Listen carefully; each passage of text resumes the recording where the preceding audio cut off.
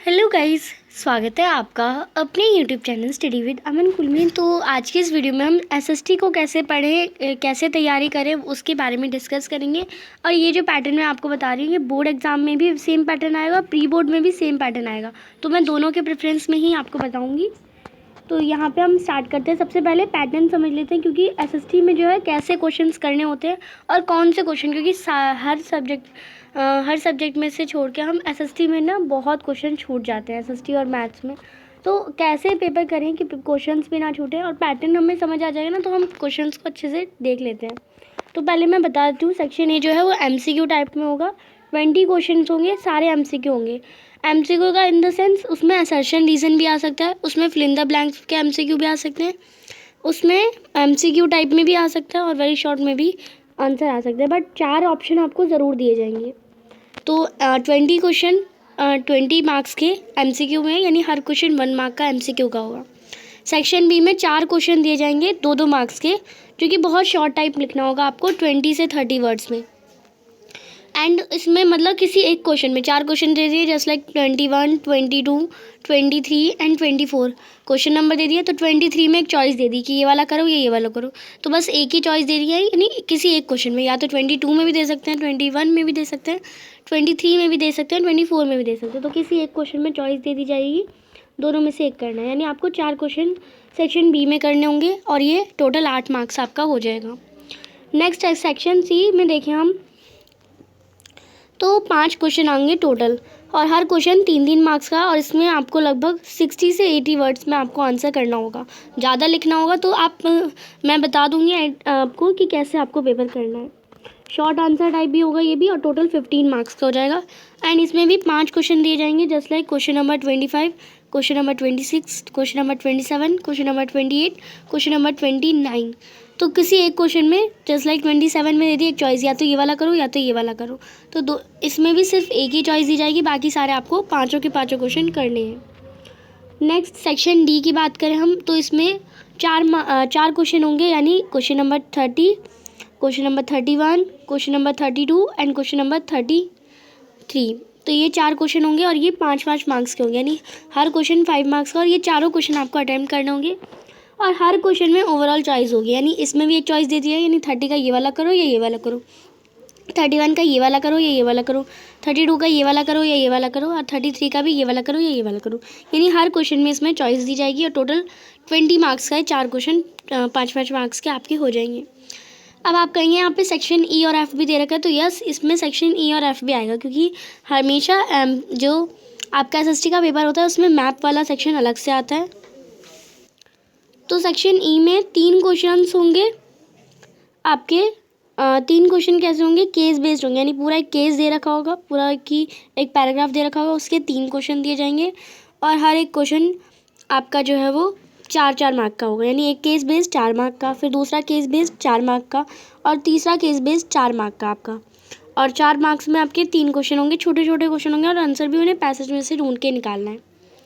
And इसमें कोई choice नहीं, आपको तीनों पैसेज करने होंगे। 12 मार्क्स का टोटल है, केस बेस्ड क्वेश्चन है। सेक्शन एफ जो है वो सिर्फ एक ही क्वेश्चन होगा, बट उसमें सब पार्ट होंगे, यानी पहले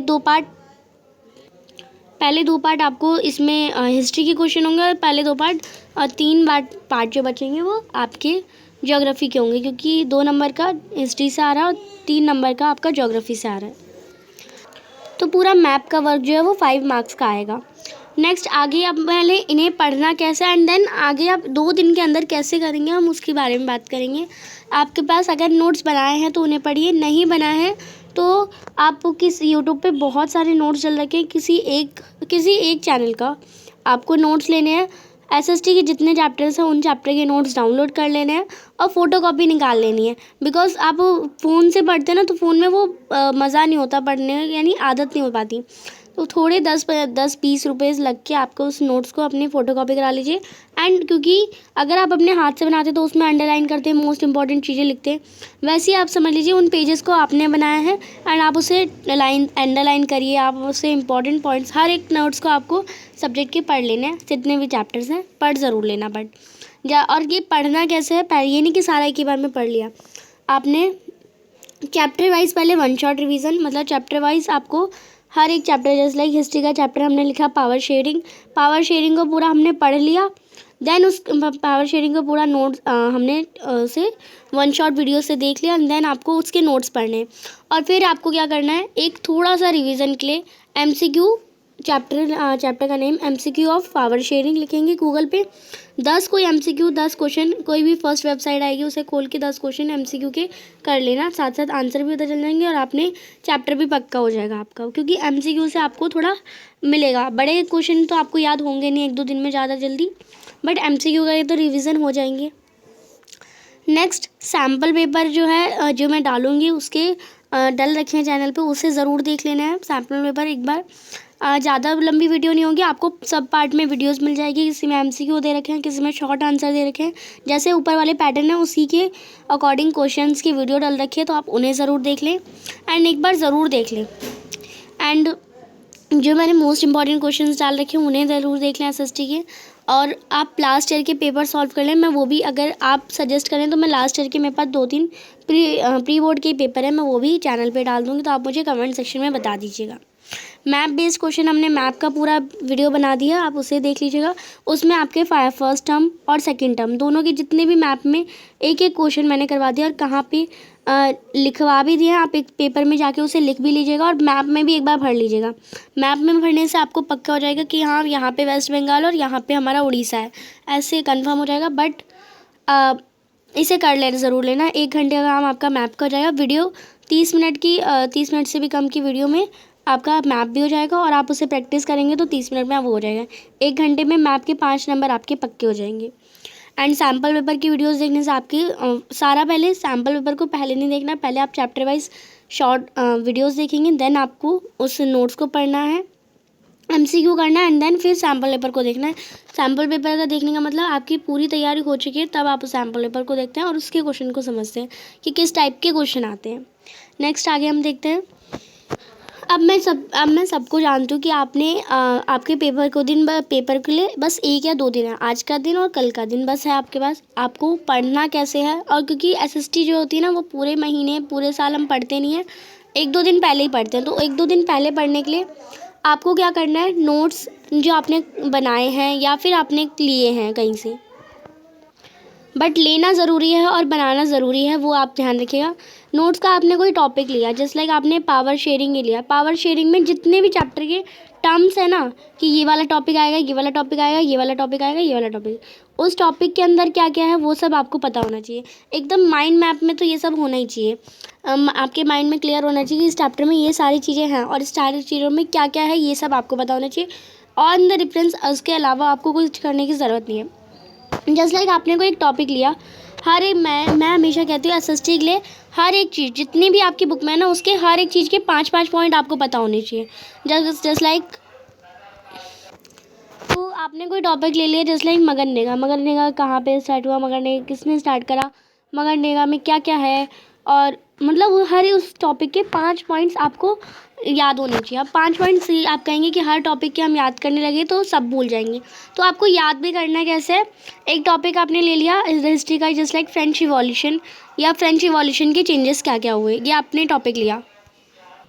तो जस्ट लाइक आपने एक टॉपिक ले लिया, अब उसमें पहला पॉइंट था कि उन्होंने टैक्स बहुत बढ़वा दिए, तो आपको बस किसने टैक्स बढ़ा दिए वो आपको याद रखना।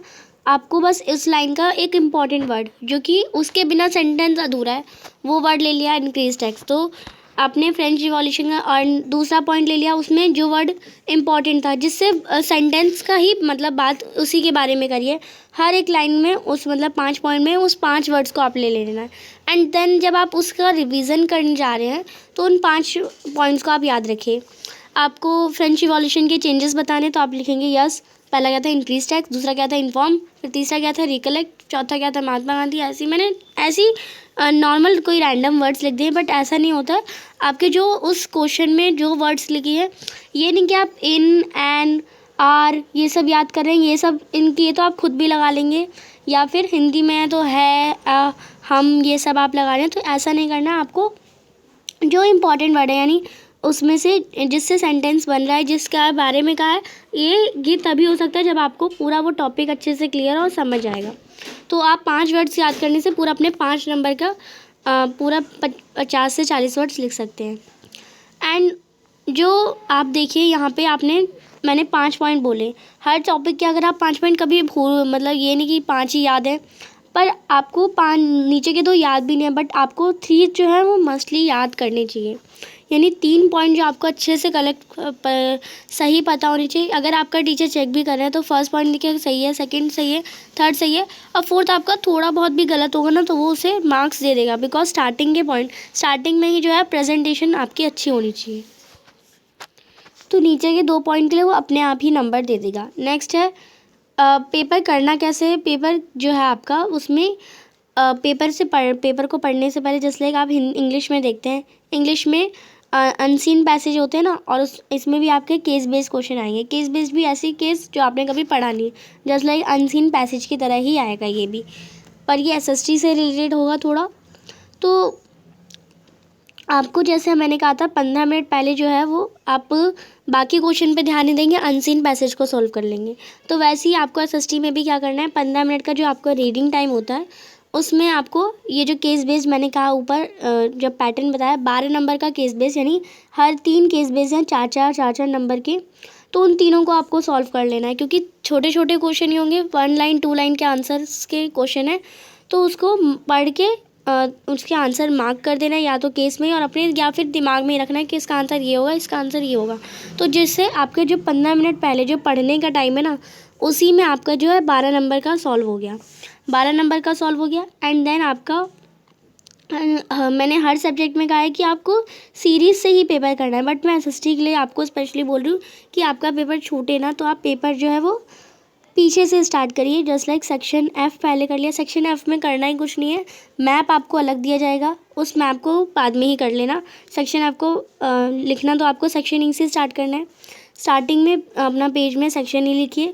एंड बिकॉज आप ये 5 पॉइंट्स हर सब्जेक्ट के याद करके गए हैं, तो आंसर निकाल के आपको मतलब आंसर को समझ के लिखने जाना है। क्योंकि 5 पॉइंट जो आप लिख के गए ना, अगर आप स्टार्टिंग का सेक्शन ए करने लग गए तो उन 5 पॉइंट में से कुछ भूल जाएंगे। तो जो पॉइंट्स याद है सेक्शन ई करना स्टार्ट करिए और 5 पॉइंट लिखते जाइए। सेक्शन फिर ई ख़त्म हुआ, सेक्शन डी लिखिए। सेक्शन डी के छोटे छोटे हैं, थोड़े पॉइंट याद करके लिखने हैं। फिर ऐसी सेक्शन सी, फिर ऐसी section B, and then section A. क्योंकि सेक्शन ए में 20 क्वेश्चन होंगे 1-1 नंबर के एमसीक्यू टाइप में। अगर आपने स्टार्टिंग में इनमें टाइम लगा दिया तो एमसीक्यू जो होता है ना कि थोड़ा हमें डिफ़िकल्ट लग जाता है।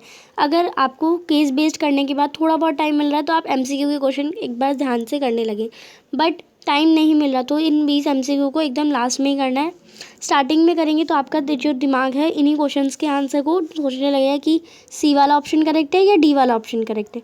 तो ये गलती नहीं करनी है आपको, पेपर इस बार पीछे से स्टार्ट करना। और अगर थोड़ा भी हेल्पफुल लगेगा कि अगर हाँ मैंने सेक्शन ई से स्टार्ट करा, क्योंकि आप प्री बोर्ड में तो ट्रायल एरर कर सकते हैं ना, ट्राई तो करने में कुछ नहीं जाता, तो ऐसे आपको एक बार ट्राई करना है। बोर्ड में अगर ये फ़ायदेमंद रहा तो बोर्ड में यही वाला मेथड हम ले लेंगे, बट अगर आपको हेल्पफुल नहीं रहा कि आप कहेंगे नहीं मेरे सेक्शन ए के सारे छूट गए, सेक्शन बी के सारे छूटे, तो आपको ऐसा नहीं करना। बट इस बार मस्टली एक बार ट्राई ज़रूर करिएगा सेक्शन ई से पेपर स्टार्ट करना, एंड मेक श्योर कि ये आपके लिए अच्छा रहेगा।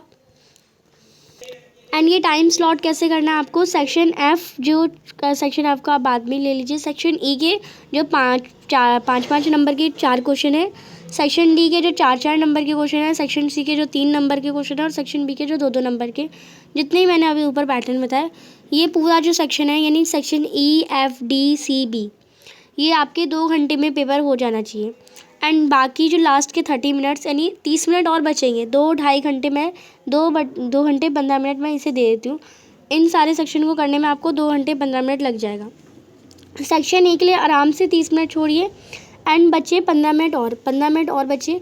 जो भी आपकी गलती, मतलब सेक्शन ई में 1 पॉइंट छूट गया तो आपको आपने 1 लाइन छोड़ दी और आपने सोचा याद करके लिख दूंगा, तो उन 15 मिनट में जो आपका छूट रहा है इन्हीं में से उनमें आपको फिल करना है। लास्ट मतलब सेक्शन ए में कोई एमसीक्यू में कोई गलती है वो देखनी है, और कोई भी कहीं गलती तो नहीं करी वो आपको चेक करना है। एंड अगर अपने साथ वॉच लेके जा सकते हैं तो वॉच ज़रूर पहन के जाइए, जिससे आपको टाइम देख के जल्दी अपनी स्पीड भी बढ़ा सकें। तो आई होप ये हेल्पफुल लगी होगी वीडियो। चैनल को अभी तक सब्सक्राइब नहीं किया तो प्लीज़ चैनल को सब्सक्राइब ज़रूर करें। वीडियो अच्छी लगी तो इसे लाइक करिए और दोस्तों के साथ शेयर ज़रूर करिए।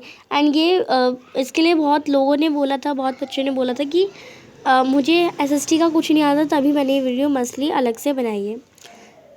Thanks for watching, bye bye guys.